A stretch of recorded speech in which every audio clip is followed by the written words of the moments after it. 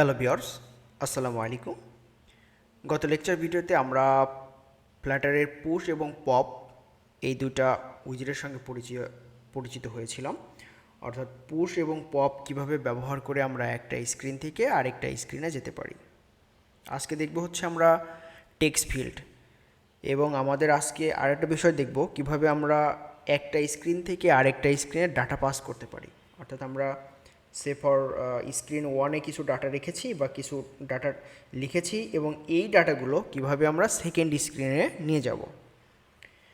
তো ঠিক আছে, চলুন আজকের ভিডিও শুরু করে দেই। যারা আমার এই ভিডিও থেকেই প্রথম শুরু করছেন তারা অবশ্যই পূর্বের ভিডিওগুলো দেখে আসবেন এবং আমার চ্যানেলটি সাবস্ক্রাইব করবেন। আর যারা অলরেডি সাবস্ক্রাইব করেছেন তাদের জন্য মোস্ট ওয়েলকাম। ওকে, এটা ছিল আমার গত দিনের কোড। এটা জাস্ট আমরা একটু রান করে দেখাচ্ছি আপনাদেরকে।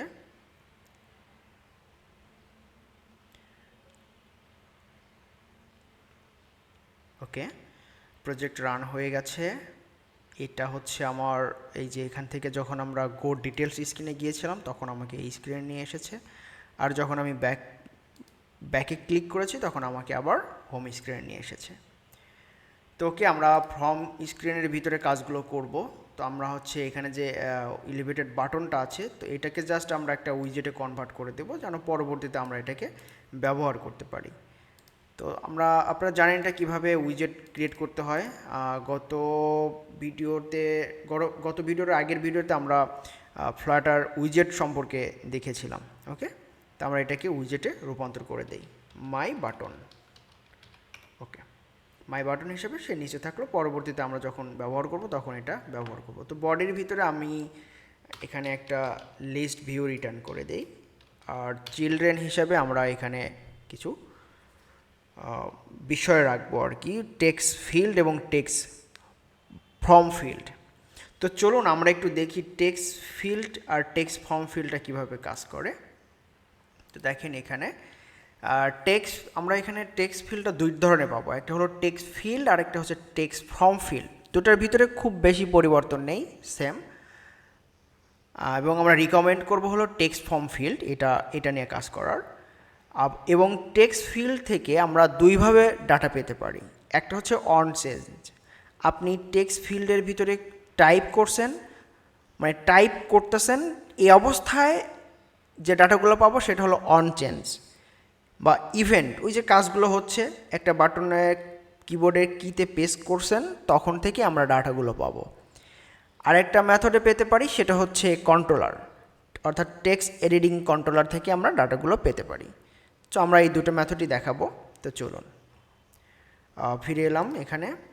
তো প্রথমে আমরা টেক্সট ফিল্ড রাখি, এটা হলো টেক্সট ফিল্ড, এবং একটা সাইজ বক্স ক্রিয়েট করছি 20, এবং এখানে টেক্সট ফর্ম ফিল্ড দেখাচ্ছি। এখন যদি আমরা এটাকে হট রিলোড করি, দেখেন খুব একটা পরিবর্তন নেই, এটাতেও একটা আন্ডারলাইন, এটাতেও একটা আন্ডারলাইন। সে আমরা লিস্ট ভিউর ভিতরে আমরা একটা প্যাডিং ক্রিয়েট করি।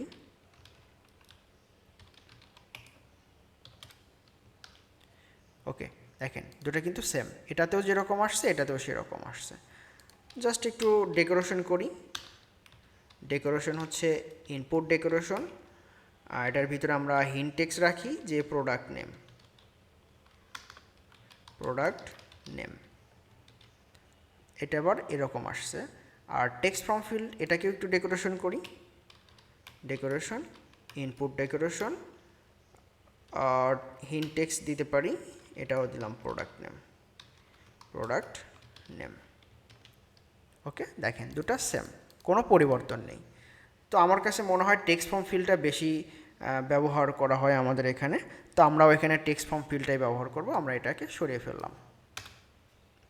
ওকে, আর আমরা এখানে হিন্ট টেক্সটের পরিবর্তে লেবেল টেক্সট দেব। তাহলে দেখেন পরিবর্তনটা কেমন হয়। যখন আপনি এখানে ক্লিক করেছেন তখন এই যে উপরে একটা টাইটেলের মতো করে ক্রিয়েট হয়েছে, এবং এটা যখন আমরা এখান থেকে সরিয়ে ফেলছি এরকম হয়ে গেছে। আচ্ছা, এরপরে আমরা একটা বর্ডার ক্রিয়েট করি, তাহলে চারপাশে একটা বর্ডার দেখা যাবে। এটা হচ্ছে আউটলাইন বর্ডার। ওকে, এই যে এখানে ক্লিক করলাম, দেখেন অটোমেটিকলি খুব সুন্দর একটা ফর্মের মতো ক্রিয়েট হয়ে গেছে। চাইলে আপনি এখানে একটা প্রিফিক্স আইকন ইউজ করতে পারেন, prefix icon, icons dot person. Okay, চলে এসেছে। তো এটা হচ্ছে আমাদের টেক্সট ফর্ম ফিল্ড। তো এটা আমরা কিভাবে ডাটাগুলো পাবো সে বিষয়গুলো দেখাচ্ছি। তো ডাটাটা প্রথমে আমি একটা জায়গায় রাখবো, তারপরে এই স্ক্রিনেই দেখাবো, পরিবর্তন হবে তখনই দেখাবো। তো যার কারণে টেক্সট ফর্ম ফিল্ডের নিচে একটা সাইজ বক্স নিলাম। এইখানে আমরা একটা টেক্সট রাখি, যে টেক্সটটা আমাদের এখানে দেখাবে সে, যে মাই প্রোডাক্ট নেম। ওকে, এটা এখানে দেখাবে। চলুন দেখি একটু, এই যে মাই প্রোডাক্ট নেম চলে এসেছে। তো এজন্য আমরা কি করব, একটা ভেরিয়েবল নিব। ভেরিয়েবলের নাম দিব হচ্ছে প্রোডাক্ট নেম। ওকে, প্রোডাক্ট নেম। আচ্ছা, আর এখানে আমরা কি করব, একটা onChanged নিয়ে আসবো টেক্সট ফর্ম ফিল্ডের ভিতরে onChanged, কারণ এখানে কিবোর্ডে যখন আমরা প্রেস করছি তখনই কিন্তু পরিবর্তন হচ্ছে। সো পরিবর্তন হওয়ার সঙ্গে সঙ্গে আমরা দেখব, তার জন্য কি করেছি, onChangeর ভিতরে আমরা কাজগুলো করব। তো আমি যখন onChange করছি তখন এটার ভিতরে তো ভ্যালুগুলো থাকবে, এই ভ্যালুগুলো আমার দরকার, যার কারণে এই যে onChange এটার ভিতরে আমরা ভ্যালু রেখে দিলাম। ওকে, আর এইখানে আমরা কি করব, product name equal to value. Okay, আপনি এভাবে দিতে পারেন। জাস্ট আপনাদেরকে দেখাচ্ছি, দেখেন কীরকম হয়েছে কাজটা। জাস্ট আমরা হট রিলোড করে দিলাম। আমি এখন এখানে কি করলাম, মাই প্রোডাক্ট নেম ল্যাপটপ লিখলাম, ল্যাপটপ।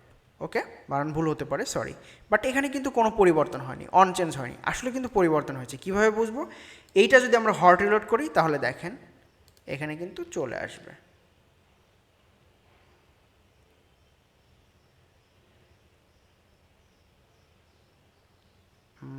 আচ্ছা, ঠিক আছে, আমরা তো এখানে স্টেটটাকে পরিবর্তন করতে হবে, তাই না? স্টেট যদি আমরা পরিবর্তন না করি তাহলে তো এখানে দেখতে পাবো না। যার কারণে আমাদের কি করতে হবে, এখানে আমাদেরকে আরেকটা ভেরিয়েবল বানাতে হবে, অর্থাৎ একটা মেথড এখানে বানাতে হবে, যেটা হলো onChange। ঠিক আছে, তাহলে ভয়েড এটা কি করবে, আপডেট করবে। কাকে আপডেট করবে, এই প্রোডাক্ট নেমটাকে আপডেট করবে। ঠিক আছে, কি দিয়ে আপডেট করবে, এর ভিতরে একটা ভ্যালু থাকবে, সে এই ভ্যালু দিয়ে পরিবর্তন করবে। এই যে সে প্রোডাক্ট নেম ইকুয়াল টু, অর্থাৎ এই যে এই ভ্যালুটা সে দিয়ে এই প্রোডাক্টটাকে সে পরিবর্তন করবে। এখন সে পরিবর্তনটা করার পরে তো স্টেটটা পরিবর্তন করতে হবে, না হলে তো আমরা দেখতে পাবো না। তাহলে সেট স্টেট মানে স্টেটটা পরিবর্তন করবে, দেন এই প্রোডাক্ট নেমটা আপডেট করে দেবে। আর এই যে এখানে আমাদের যে প্রোডাক্ট নেমটা ছিল, এইটার ভিতরে আমরা এই প্রোডাক্টটা পাস করে দিব, প্রোডাক্ট নেম। ওকে, আর এইখানে যে প্রোডাক্ট নেমটা দিয়েছিলাম এটার পরিবর্তে আমরা এই মেথডটাকে কল করব, এই যে আপডেট প্রোডাক্ট, এই মেথডটাকে আমরা এখানে কল করে দিই, আপডেট প্রোডাক্ট। আর ভ্যালু, এই যে এই ভ্যালুটা এখান থেকে নিয়ে নিল। ওকে, এখন আমরা এটাকে হট রিলোড করি, তাহলে দেখেন এখানে অটোমেটিকলি ল্যাপটপ চলে আসছে। এরপর আমি ব্যাক স্পেস দিচ্ছি, অটোমেটিকলি এটা ক্লিয়ার হয়ে যাচ্ছে, যে মাই ম্যাকবুক অটোমেটিকলি পরিবর্তন হচ্ছে। তো এইটা হলো onChange, মানে হচ্ছে আমরা এই onChangeর মাধ্যমে ডাটাগুলো পেতে পারি। তো চলুন, এটা গেলো হচ্ছে একটা মেথড। এরপরে আমরা আরেকটা মেথড দেখব, সেটা হচ্ছে এই কন্ট্রোলার, অর্থাৎ টেক্সট এডিটিং কন্ট্রোলার থেকে কিভাবে ডাটাগুলো পেতে পারি। তো ঠিক আছে, আমরা এই আপডেটটা এখান থেকে কমেন্ট করে রাখছি। এটার জন্য আমাদের একটা টেক্সট ফর্ম ফিল্ড লাগবে, টেক্সট এডিটিং কন্ট্রোলার, আর হচ্ছে my product name equal to text editing controller. Okay, রেখে দিলাম। আচ্ছা, আর এখানে onChange এটা আমরা এখান থেকে উঠাই ফেলবো। এখানে আমরা একটা কন্ট্রোলার দিব, কন্ট্রোলারটা হচ্ছে মাই প্রোডাক্ট নেম। ঠিক আছে, মাই প্রোডাক্ট নেম, আর এখানে একটা টেক্সট দিয়ে দিই। ওকে, মাই প্রোডাক্ট নেম। ঠিক আছে, বাট এটা কিন্তু এখন প্রোডাক্ট নেম এটা এখানে আসছে, ঠিক আছে।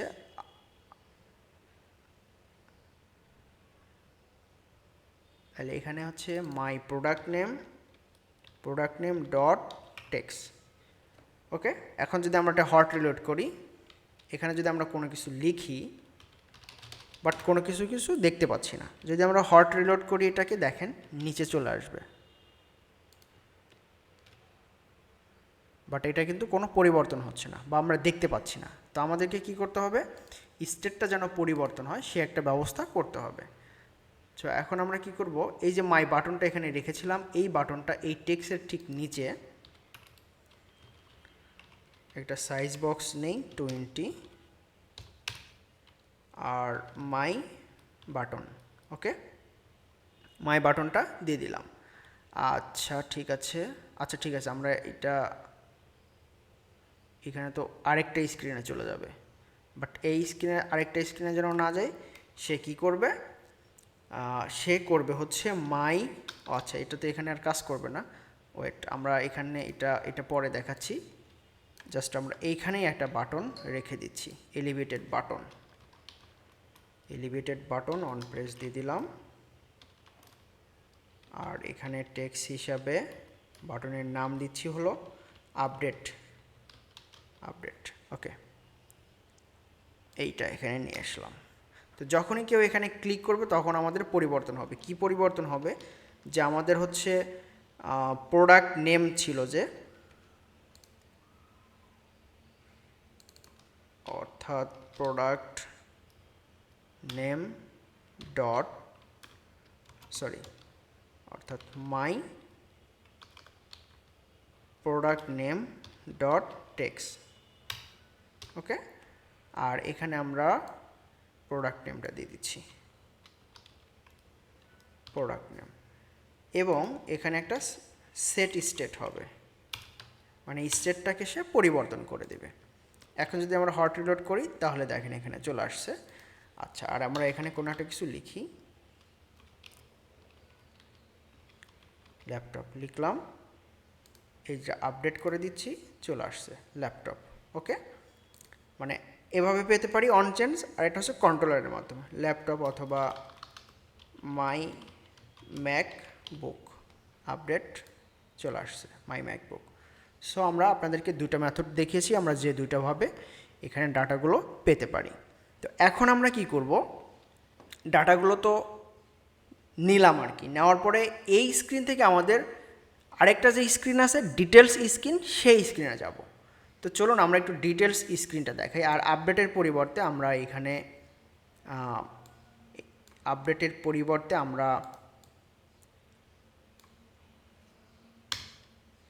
সেকেন্ড স্ক্রিনে যাচ্ছি, নেভিগেটর ডট পুশ, আর ম্যাটেরিয়াল পেজ রাউট কনটেক্সট, আর এখানে রিটার্ন করবে ডিটেলস স্ক্রিন। ওকে, আর এখানে আপডেটের পরিবর্তে গো ডিটেলস স্ক্রিন। ওকে, হট রিলোড করে দিলাম, গো ডিটেলস স্ক্রিনে চলে এসেছি। এখন আমরা এই স্ক্রিনে একটা ডিজাইন করব, এই যে ডিটেলস স্ক্রিন, এইখানে আমরা ব্যাকে না গিয়ে এখানে আমরা একটা লিস্ট ভিউ রাখি, চিলড্রেন, আর এখানে একটা লিস্ট টাইল রেখে দিচ্ছি, টাইটেলের ভিতরে আমরা ডাটা রাখবো, টেক্সট প্রোডাক্ট নেম। ওকে, আচ্ছা, আর এখন প্রোডাক্ট নেম এখানে একটা কনস্ট্রাক্টর নিয়ে আসবো, স্ট্রিং প্রোডাক্ট নেম, এবং এখানে আমরা ডিক্লেয়ার করে দিচ্ছি যে এই স্ক্রিনে যদি কেউ আসে তাহলে তাকে অবশ্যই প্রোডাক্ট নেম নিয়ে আসতে হবে। ওকে, তাহলে এই যে এখানে আমরা একটা কনস্ট্রাক্টর দিয়ে দিচ্ছি যে required this dot product name, আর এখানে কনস্ট্যান্টটা আমরা উঠাই দিলাম।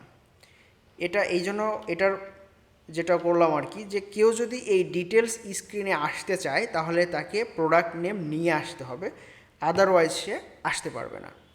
ওকে, তো এখন আমরা ফর্ম স্ক্রিনের ভিতরে চলে আসলাম। দেখেন যে এখানে আমরা ডিটেলস স্ক্রিনের ভিতরে একটা রেড কালার উঠে পড়েছে। কেন রেড কালার আসছে? সে বলছে যে আমি যে ডিটেলস স্ক্রিনে যাব, আমার তো একটা রিকোয়ার্ড আর্গুমেন্ট ছিল। এখানে আসলাম, সে বলছে আমাকে একটা প্রোডাক্ট নেম দাও। তাহলে আমরা প্রোডাক্ট নেমটা কোথায় পাবো? তাহলে প্রোডাক্ট নেমটা পাবো হচ্ছে আমাদের উপরে যে একটা কন্ট্রোলার ছিল, my product name dot text. Okay, ঠিক আছে। এখন চলুন আমরা এটাকে একটু হট রিলোড করি। আচ্ছা, হট রিলোড করছি, রান করি। হট রিলোড করলে অনেক সময় এটা এরর আসবে।